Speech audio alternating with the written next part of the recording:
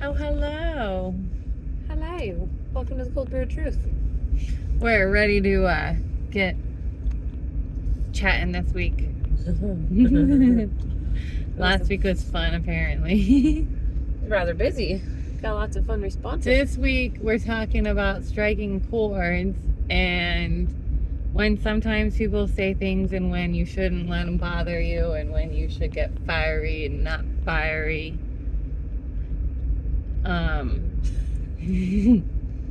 It makes us giggle. Oh, see how they have their livestock on the back of their house right there? Their pens and stuff? You know, I've never done that. That's normal for the barn dominium, so. I know, that's why I was like, we were just talking about barn dominiums. They're the new fad. People love them. Some of the layouts not as practical, but that's work. I don't know how I feel about showing my house. I wouldn't want to show the animal. No, thank you. Nope. Everybody has their own opinions on that one, though. Yes. But anyways, that's not how we strike a chord. But sometimes, you really need to figure out if things are worth your energy and the attention And the time. and the time. The time is what gets me. I feel like I never have enough time. And then when I see what other people do with their time, I'm like, I have no time in the world, and that's what you spent your time on? And then I just kind of go, okay. But that's their choice to make it, to do that with their time. What strikes your chord? I don't like liars. That's what strikes my chord the most, I think. I'd say, yeah. So, I mean, I've kind of gotten used to liars, and not that I'm used to them, I just don't give them much mind or patience. Mm-hmm. But the one that really gets me, I mean, obviously, I was willing to talk about it last week, is my kids. I'm a frickin' mama bear. And, like, if you fuck with my kids, like, you're gonna hit a hot button that I will absolutely pour some energy into and make sure that I get very boisterous over those, because I just feel like people that prey on children, like, they're a rare breed of their own, and they deserve a shining spotlight, honestly. Right. Well, other than that, it's pretty hard to get me this day and age, and thank God for therapy, because that's been a lot of things that we've worked on, is like grounding myself, or how to ground yourself to not give energy and stuff like that to the things that aren't deserving of you, your time, your mind, you know, all those things, of just like, sure, acknowledge it, feel it, and then let it go.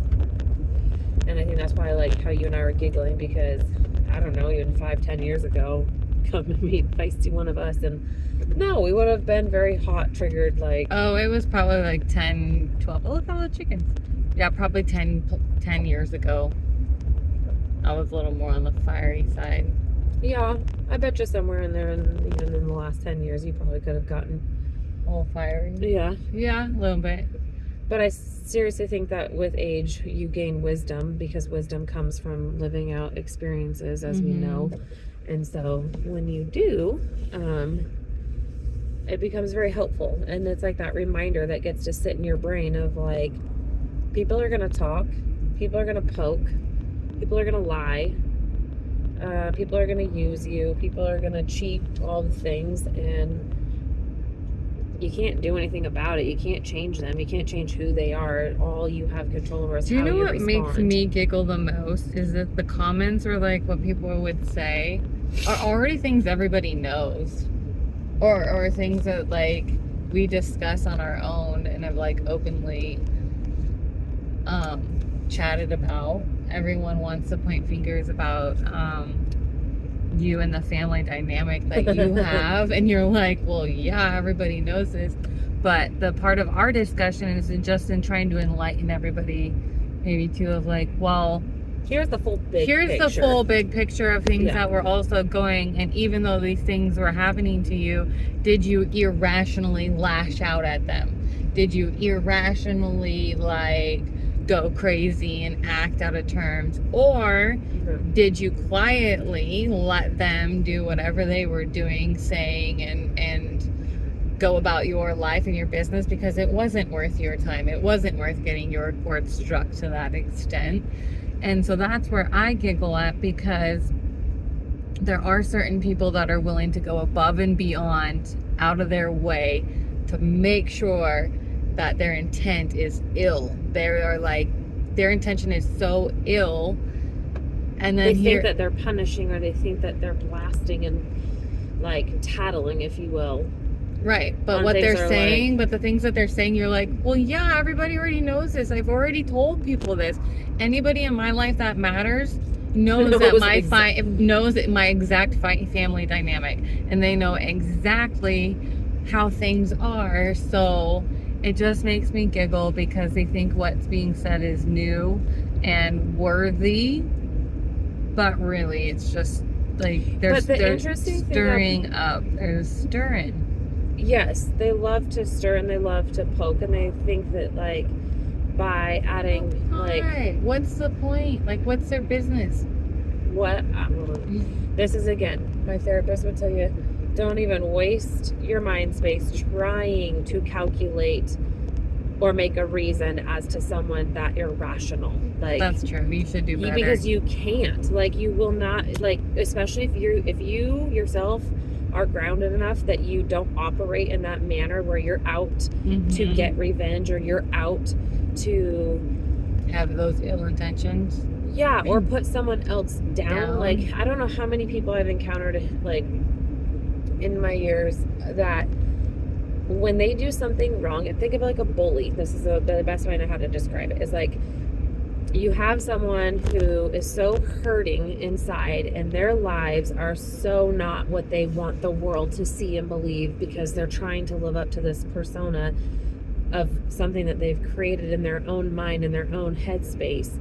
And then when something does happen and someone calls them out on that truth, just like with the bully, when someone finally stops them and says, knock it off, like, you're gonna have backlash. Oh yeah, you get massive backlash, because then all of a sudden it's like, boom, that flips right around, and it's like, but you did this, you did that. And that's literally the only way that I can, like, my brain always just thinks of that as like that obnoxious kid that's like, oh my God, like, and like they find it so like redeeming of them and themselves to go out and like flip that script and become so loud, so obnoxious, is really like, they're just the most obnoxious like person. They just want to make click, because they're trying to prove a point of like to take the light off of them. People do not like it. Well, when they're you trying to prove the a truth. point to put somebody down. But only giving the small little tidbit of the truth. Well, that's the other part about that. What part do you like? Why do people intentionally seek out others because they're miserable in their own life. And so to take the spotlight off of them and what they're actually like lacking within themselves personally, or whatever it is, like they make it a point to poke and prod at somebody else. And that's again where it's like, I find, you know, like I think somebody commented even on our last video. It's sad and tiresome, honestly. But I find empathy for them. Like, will I ignore them? Yes, to some extent, some degree. And some people you just have to quietly silence them, because you feed back into them, and that gives them exactly what they want. Like, you respond back, you fight back, you push back, you try to correct them. Like, you can't do that. Like, that's literally just another waste of energy. You can't ration with the irrational. Is that the saying? Isn't that a saying, right? Yeah, you can't ration with the irrational. No. Yeah. And so the best thing to do is to be like, silence that, walk away from that, delete that, whatever it is. You're just not going to give them that energy that they're seeking, because it's like a kid who's throwing a tantrum. Like, they want you to respond, they want you to react. Well, guess what? I'm sorry, I'm not going to give you what you want. We're not going to let you strike our chords, right? Well, Is that where we're going? Yeah. Because to me, I already know and I see it for what it is, and I'm like, cool. Like, it was funny because she kind of had an idea what she wanted to talk about for this week, about the chord, and she was like, so what like strikes your chord? What gets you fiery? And I was like, I mean, I don't know that there's much that can get me overheated to where I'm gonna lose it on somebody. Right. I don't think so at all. But when I was younger, though, I could, for sure. Have you been like We that? all Have you some felt moments. that? Like, you remember that feeling of like absolute rage? Oh yeah. Where it just like takes over? 2 years ago. Absolute rage where it's just like you're gone. Yes. That hasn't happened in so long. When I was little, okay, this is kind of a weird admittance. When I was little though, and I was so mean to other kids. Like, oh, there's a bunch of elk. Oh, let's look. We love the elk. Anyways, when you were younger though. Should we show them the elk? No. No. Okay, then you know where we were. When I was younger, I was a really mean little kid because I'd kick people and I don't know, I was just mean. You would? Yeah, I rolled a neighbor boy up in the carpet, the lawn carpet, and kicked the living shit out of him for fun one time. I know. It was horrible. See, you had some But, okay, but this is why, like, that feeling of rage, like, that's a fun feeling for kids sometimes. And some people never grow out of that, even as an adult. I'm wondering if don't hit that.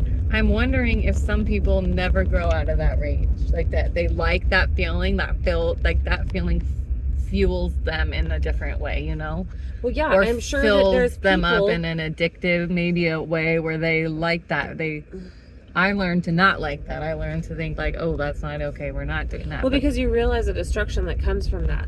And yeah. so you want, like, but some people, I will say, so actually that brings up a good point, that, yeah, the people that have never dealt with childhood traumas absolutely do react and respond that way because they literally, like, that's how they feel good. It makes them feel good to get that out. And so, like, if they were abused as a child, or say if they, like, lost a sibling by choice or something like that, like, things that are in their brain that are ticking that they've never resolved, parents go missing or whatever it is. Parents walk out, parents abuse them, whatever it may be. There's so many childhood traumas that you could hit on that, like, are so unresolved, and it takes certain people. Apparently the neighborhood Johnny boy got that trauma out of the way.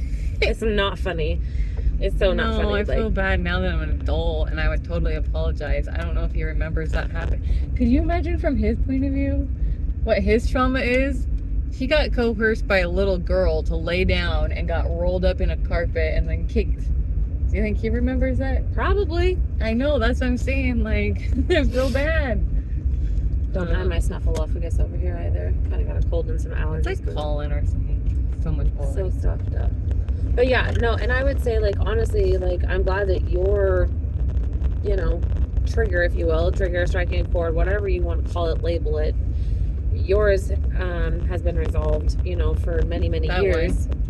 Huh? That one. Yeah. Yeah. Like, for me, again, it goes back to, like, no, it's pretty hard to get me riled up. Like, about 10, 15 years ago, for me, sure, like, I was really young and, like, kind of hot-headed, and then I've learned as I've gone along, but really, like, again, the one that got hit last, you know, in the last 2-3 years was, again, because of my kids. Like, you fuck with my kids and you're gonna see a whole different side of me come out, and that's basically, like, where my anger and rage came into play. But again, what did I do? I went to spin class. That's where I learned to release it and let it. When you worked on it, you went to therapy. But that's what I'm saying. Like, ways to deal with it, and even the 2-3 years ago that somebody was able to strike my chord, like, I had already learned at that point in my life, seeking out, lashing out, responding back was not going to get me anywhere. So instead, I just internally figured out how to deal with it. Like, and then, like, even again, the reflection from last week of, like, okay, like, the internalization of dealing with it doesn't always mean isolate yourself, like, because you can't do that either. That's not healthy. So you have to find different healthy outlets how to resolve. You know what I mean? Yes. But then I still think, like, the first step to that, though, is acknowledging or figuring out in your own brain how to not let that stuff. In sports now, our coaches, they tell parents, and this is a good rule everyone should follow. We have a 24-hour rule. 24 hours. If you're upset about something, you need to think about it for 24 whole hours before you actually say or do something about it. So if something really upsets you, like, the reason why is they tell us sports parents, because sometimes your kid is, and this maybe relate to you, kids are involved, and parents get very, very heated over their kids, and right now, you know, sports and everything. So there's a lot of competition, and there's a lot of aggression, and, like, all sports are like this, by the way. It's not just one particular sport. This is that one house. Oh, Sorry. okay. But they tell you, if you're upset with the coach or you're upset with something that happened within that sport or something, take 24 hours. Think about what you want to say. Don't say anything then. Wait. And I kid you not, how many problems can be resolved and taken care of within 24 hours if you don't say anything, you don't react, you go home, you keep your mouth shut, you maybe talk to your spouse about it, call your mom maybe, but you don't go on social media, you don't call all your employees, you don't call your brother, mother, and sister, brother, husband, whoever ever. Round up your posse of people. You don't do that. You No. think about it if you truly think about it to yourself, like, how is this actually affecting me? And how many times do you wake up the next morning and you don't even remember it, or it's like not even your first thought, and then you're like, okay, yeah. And if you wake up and you're still that upset about it and you still have those true feelings and you are that riled and angry, then think of some constructive ways to deal with it, because then at that point you've taken the time and you know your true feelings about it. It's like the tube of toothpaste analogy. Have you heard that? Roll from the bottom? No. Like, what comes out your mouth is like a tube of toothpaste. Have you ever tried to fucking shove any toothpaste back in a tube? It doesn't work very well. Nope. Once it's out, it's out. It's out, yeah. So that's why you got to keep that in I like that 24-hour rule, because it's so true. Like, I think we learned that in football actually a few years ago. Yeah, you just kind of got to sit on a few things and not let it just be like, so people are so reactionary. And I learned that lesson the hard way. One time I did not wait the 24 hours when Jackson was really little. Aren't Rose? Yeah. Made a fool of myself. I didn't go look crazy or anything. I just was upset. No, but it goes back to, like, your words cannot be taken back. Like, oh, and I wasn't bad with my words. Everything I had said was good. I just maybe would have, like, delivered it differently. Yeah. And again, the delivery wasn't quite.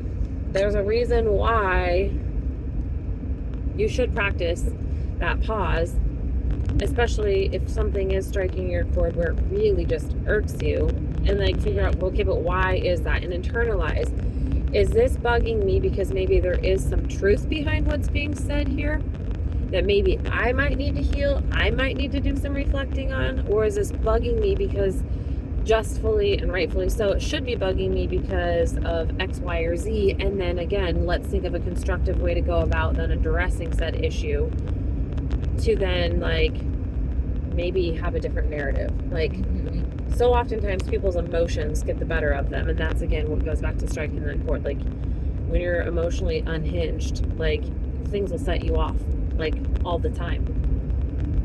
And if you're emotionally, like, not sound or stable, or haven't done personal growth to become more emotionally stable, then yeah, things, especially the things of truth, they're gonna poke at you and prod at you for sure, because it's striking a chord with you that's, like, maybe, like, some from an outside perspective, highlighting some part of you that has some truth to it that you really should be looking into. And, like, I mean, I'll even use myself as an example.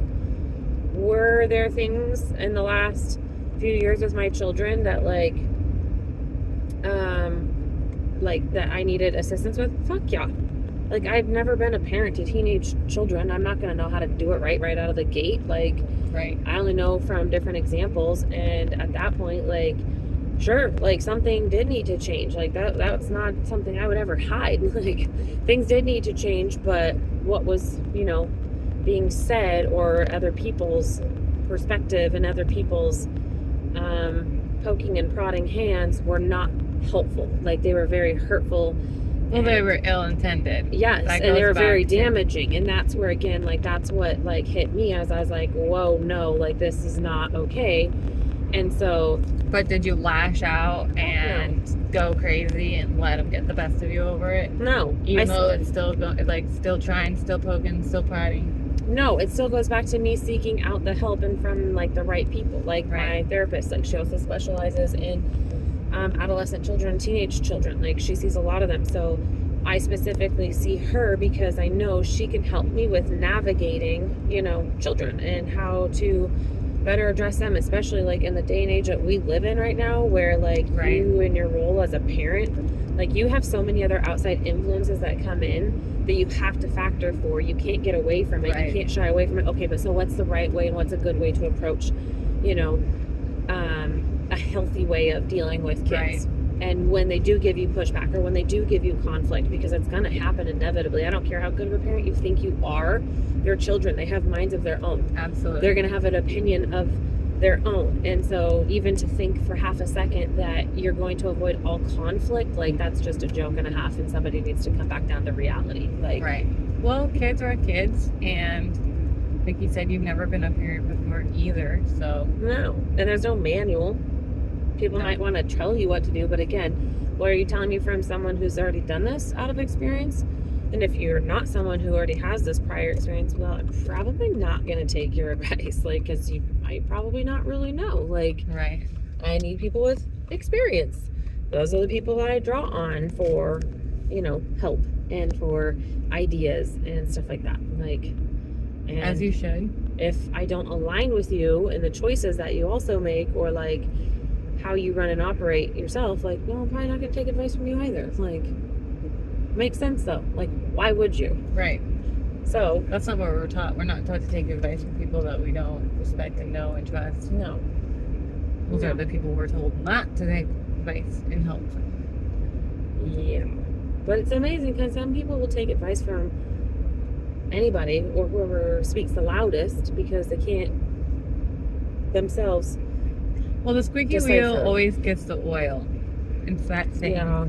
And it takes life lessons to learn otherwise, to not always listen to that squeaky wheel first. And so that's everybody learns that one on their own and their own time. The squeaky wheel is typically the one with the worst advice, actually. I can think of a few of them. Yeah, tips and tricks and stuff. But I also like to listen to multiple people's perspectives, but then again, it also goes back to being a human being that grounds yourself, has your own personal beliefs kind of like solid, like. Well, then you take it with what you want. You take it with, you know, a grain of salt. Live your life, develop it how you want. Yep. I like, I've had several people. It's funny because just like the wide range of things that we talk about and the things that we do as a profession and even just our life experiences and what we bring to the table, I love it because so many people appreciate it, but then you also get the people that then use that as like the mockery of like, oh, look at them. They think that they're so special. They think that they're this, they're that, and really they don't have any experience. And it's like, okay, like I'm not claiming to be perfect. I'm not claiming to be the expert. I'm just claiming to. We're literally just talking about our lives. Yeah, and I'm literally using real life experiences, and sure, some educated stuff is really helpful because when you've already been down a path or helped other people down a path and you have real life experiences to go off of, there's some fucking value in that. Like, absolutely. And it doesn't mean that, like, again, it goes back to being like, just because I'm giving advice doesn't mean that that's what you have to take as being the end all be all. And in fact, if you're just going to only listen to me and my advice, I'd highly tell you don't do that. That's really dangerous. Actually, it's the same thing. Like, those very same people that like to mock the people that like to try to help are also the ones that rely so heavily on the so-called experts. Like, they go to the doctor, they take everything that they say as if like that's pure gold. Well, that's just one doctor out of millions. Right. The millions might have different consensus from also the same topic. So does it hurt you to get more information? And does it hurt you to seek out multiple different variations of expert advice? No, that's only helping you because that's ultimately you're going and gathering information for you to still make the decision. It's like going and getting bids for a job. Like, you're not going to get one bid and go, this is the best one ever. You're going to get a few and then compare them and like. But there are people out there that will only go get that one and then they anchor into that as if that is angry like when it goes wrong. I know they are. I've met those people. They're the ones that let their cords get sweet. Yes. And boy, oh boy, when something hits that chord with them, they get real loud and fiery and feisty and how dare this or that or blah, blah, blah.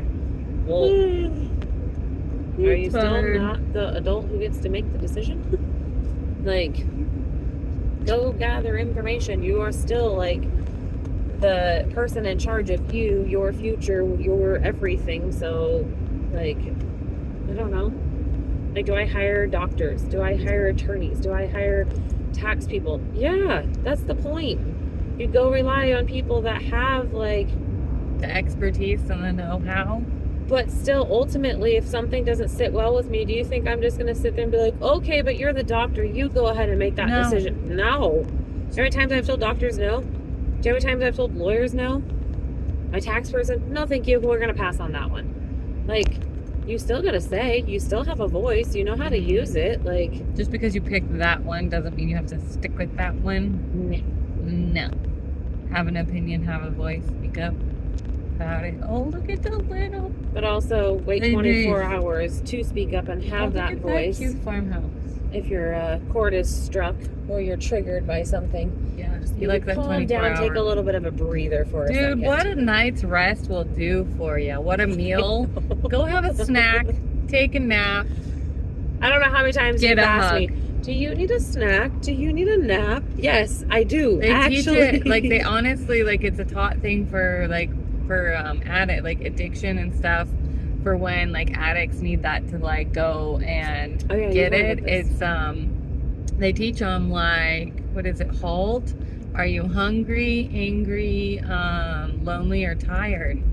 And so you halt, like, are you hungry? I have a snack. Are you tired, lonely? Like, what do you need? Are you angry? Why are you angry? That goes into, like, truly in your own brain before you explode over everybody else's brains. Think about it in your own head and organize it and figure it out in your own brain before you just let it spew for everybody else's brains. So, yeah. I mean, if you can, do it. Oftentimes, you literally just need a snack and a nap. Like, what those two alone can do for somebody is serious wonders. And a hug. Sometimes you just need a hug if you're lonely. Yep. Some people don't know where to get a hug from. Don't just take it from anybody either. Yeah. It might irritate you more. But yeah. All right. That's our little tidbit. We were talking about not letting it get under your skin. Certainly not us. Don't let us get under your skin. It's not the purpose of any of this at all. We are here to always speak the truth and only the truth. Like, we're not going to lie or fabricate and make up stuff, like, because that's just not who we are. But we are here and we will talk truth and we will deliver truth, and, well. But it's not ill-intended. No. We're just talking about our own. It's sharing, like, real life things, and, like, also being willing to acknowledge the fact that we're not perfect. We're humans. Like, I know that I call myself a Christian and I love it. So many people are like, that's not very godly-like of you. Okay, like, did I claim to be also, everything is perspective. Everybody has a different perspective from their lives that they're working on. Doesn't mean your perspective makes it different or okay or whatever you want to call it. But keep that in mind, too. Yeah. Okay. It's okay to expand your lenses as well. Yes. Do all the fun things. All of the fun things. Alright.